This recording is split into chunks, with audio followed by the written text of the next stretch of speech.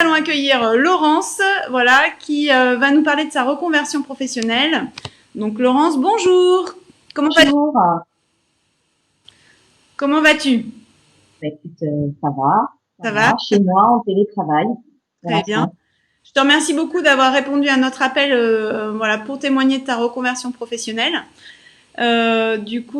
Voilà, qui es-tu, Laurence? Raconte-nous un petit peu, ton parcours. Qui es-tu et raconte-nous un petit peu ton parcours jusqu'à aujourd'hui. Alors, bah, écoutez, moi, j'ai 47 ans. Je suis à Bordeaux depuis 20 ans. Et ça, j'ai eu un parcours un peu chaotique.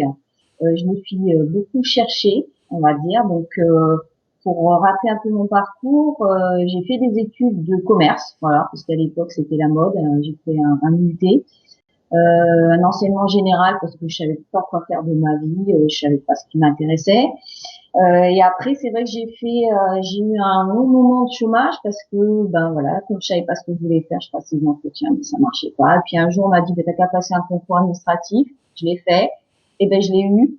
Et je suis partie à l'équipement, la DDE à Limoges. Alors là, 3 années d'enfer. Donc déjà, bon, Limoges, j'ai pas trop aimé. La DDE, ben, je me suis ennuyée. J'avais rien à faire. Je voyais pas l'intérêt de mon travail. Je me disais, ben voilà, en fait, c'est ça la vie au travail, c'est on s'ennuie. J'étais pas heureuse.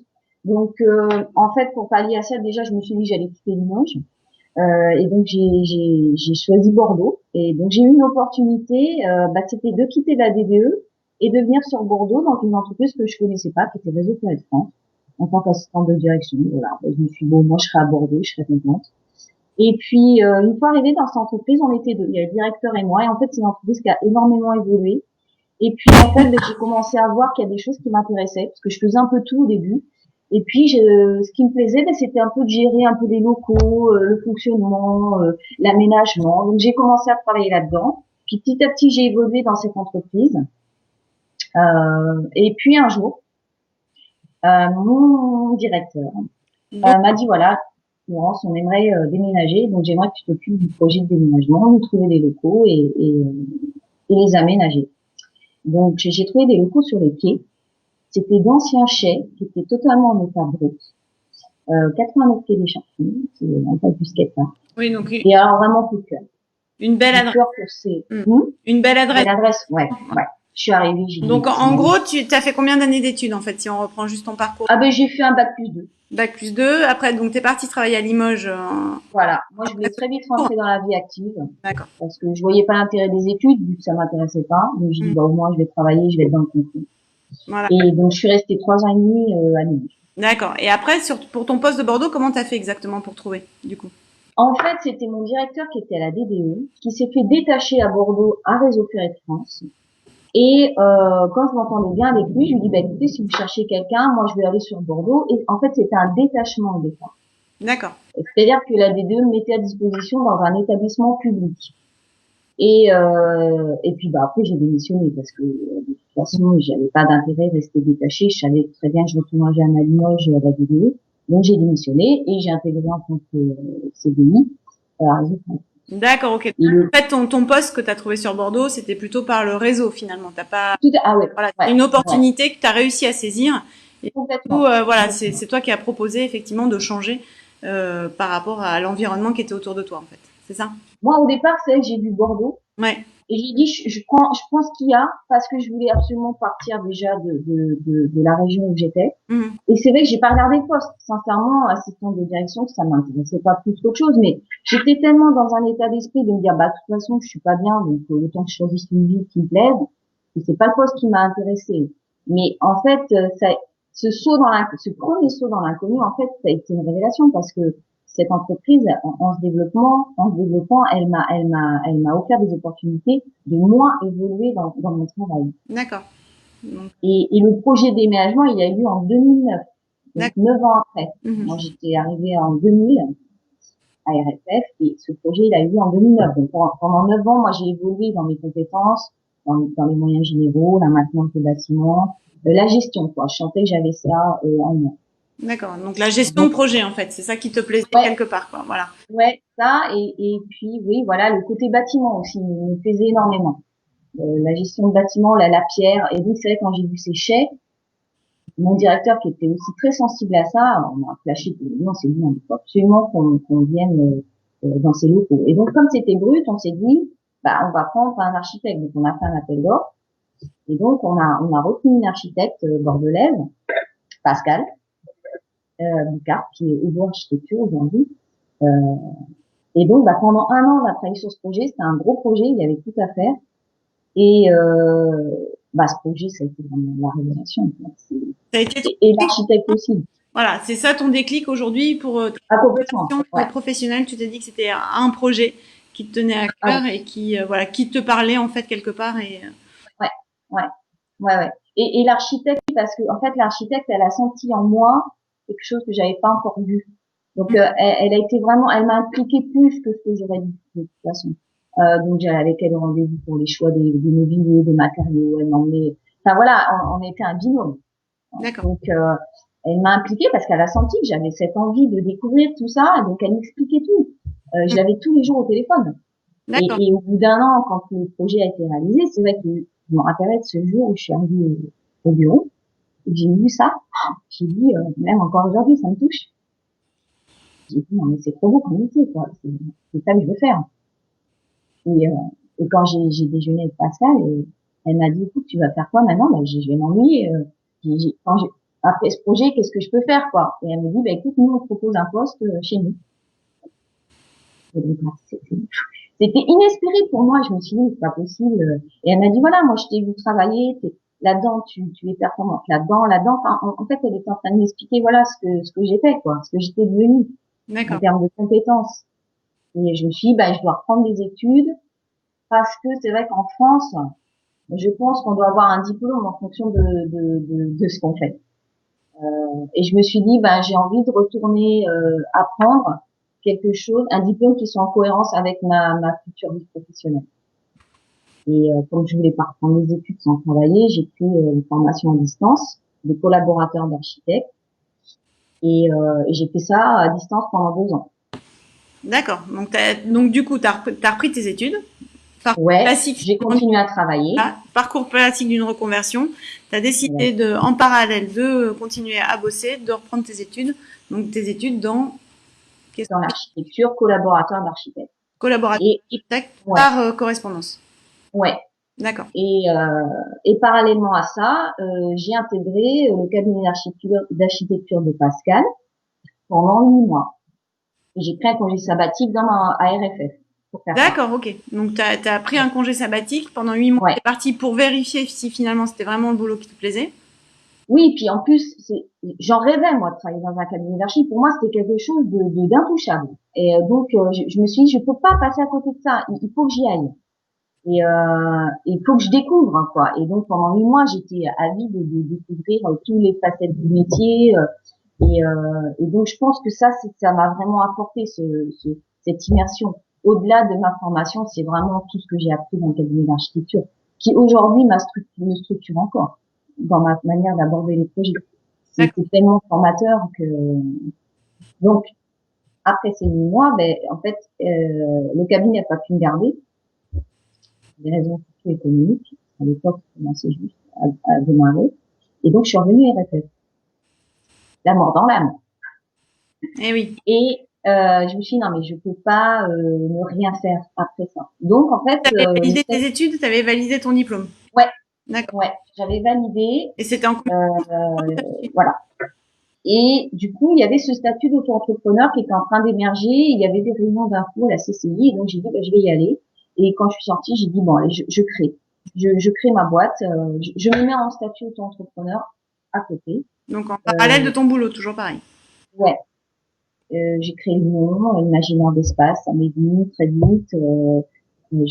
Et donc j'ai mis ça en place, mais finalement j'ai mis un peu de côté dans un premier temps parce qu'il y a eu la réforme et RFF, ben en fait on a été absorbé par la SNCF. Donc en fait ça a été une période très très compliquée au niveau de mon entreprise et à mon niveau aussi puisque c'était très bouleversant et je me voyais pas me lancer tout de suite en auto-entrepreneur comme ça quoi.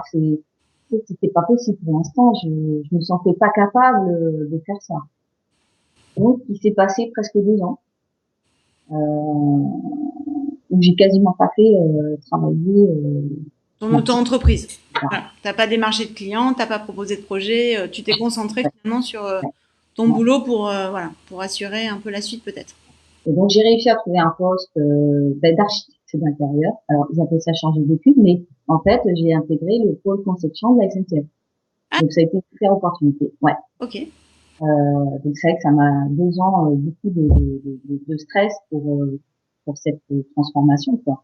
Mhm. Dans l'entreprise aussi et dans mon travail quelque D'accord. part. Mais ça a été une vraie opportunité pour moi. Mais au bout de 2 ans, ben, si vous ne faites pas de chiffre d'affaires sur votre entreprise, ben, elle est radiée. D'accord. Et donc j'ai réussi à choper un petit projet, mais juste avant les 2 ans, parce que je voulais pas qu'elle se ferme et je voulais pas reprendre tout à zéro. Donc en fait j'ai réussi à trouver un petit projet. Et puis ben ce petit projet il en a amené un autre. Et puis ben, petit à petit ça a commencé à démarrer. Et là effectivement ben, j'ai commencé à y prendre goût déjà et à me dire bah tiens comment je peux concilier les deux. Et donc ben j'ai demandé à mon entreprise de me mettre en temps partiel. Je me suis pas cachée auprès d'eux. Je leur ai dit que j'avais une entreprise à côté, à mon compte, et que ben, je souhaitais aussi travailler dans des petits projets plus personnels. C'était un équilibre pour moi d'avoir ces deux choses. Donc c'est moi que c'était. Donc là, ça fait 3 ans que je suis à temps partiel. Donc t'es à temps partiel, donc 2 ou 3 jours Ouais, par semaine voilà. d'accord, Ouais, à la SNCF, c'est ça? Et après 2 jours sur ton projet ou voire plus en fonction de. voilà. Je m'organise. Je m'organise. Alors c'est vrai que j'ai pas mal fait de réseaux. En fait, moi vraiment, ce qui a marché pour moi, c'est faire des réseaux, des affaires. Ça prend du temps, mais c'est moi aujourd'hui, voilà, il y a beaucoup de projets, c'est parce que aujourd'hui c'est des connaissances. Qui me disent, bah tiens, voilà, quelqu'un qui recherche un archi intérieur, je t'avais rencontré tout. Et donc ça, c'est vrai que ça marche bien par rapport à ça. Et un jour, on m'avait dit dans ces réseaux, on m'avait dit, tu sais, un jour le choix il s'imposera à toi. C'est-à-dire que je suis consciente que les deux vont pas pouvoir continuer indéfiniment, D'accord, je pense. ok. Et c'est vrai que là, effectivement, je suis en réflexion de me dire à un moment donné, finalement, ça va peut-être coincer. C'est-à-dire que si je veux aller plus loin dans des projets personnels, bah faut que j'ai plus de temps aussi. Donc, à un moment donné, il va falloir que je fasse un choix. Je sens que ça se rapproche. Et oui. Voilà. Là, par rapport à nos auditrices qui nous écoutent là aujourd'hui, est-ce que vous avez des questions à poser à Laurence sur son parcours? Est-ce qu'il y a des choses qui vous interpellent ou est-ce que du coup son parcours vous inspire aussi ou ben pas forcément lâcher tout de suite la proie pour l'ombre. Voilà, donc c'est vrai que ça, du coup, Laurence, c'est un projet qui t'a pris quand même pas mal d'années finalement de réflexion, de savoir ce que tu avais vraiment envie de faire et finalement de passage à l'acte aussi. Voilà. Ouais, j'avais beaucoup de peur.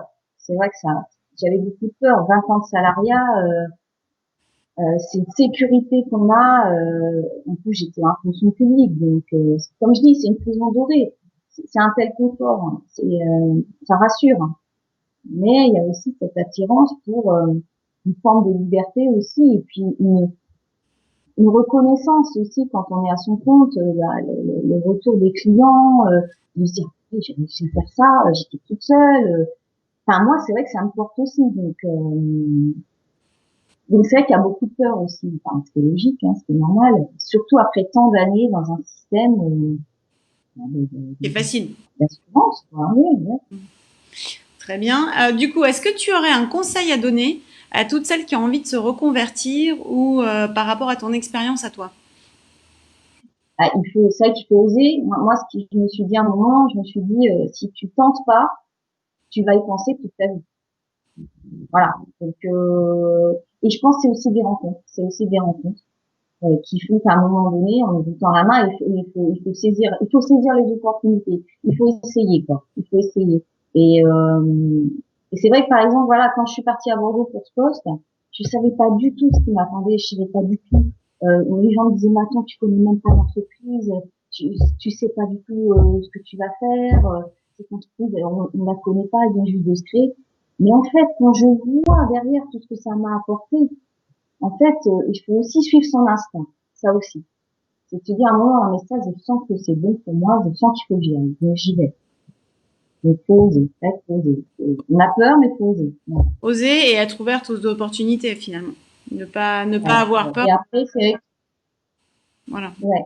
Et puis, moi, les rencontres, je pense que c'est ce que je dis aussi, hein, moi, j'ai eu deux rencontres très fortes. Il y a eu Pascal et puis mon directeur, qui Oui. m'a donné cette chance aussi, parce que c'était pas du tout écrit que ce serait moi qui allait piloter ce projet. Donc, il y a des gens comme ça qui vous disent, bah tiens, regarde, je sens que tu peux y aller, donc vas-y. Mais même si toi, tu sens que tu te dis, mais est-ce que je vais y arriver? Bah, le fait que d'autres aient confiance en toi et se disent, bah tiens, je pense qu'elle peut y arriver, ben ouais, ça c'est fort aussi. Parfait. Merci beaucoup Laurence pour ton partage. On terminera par ta citation, une de tes citations Ah, préférées. ouais. Et bien, c'est vrai que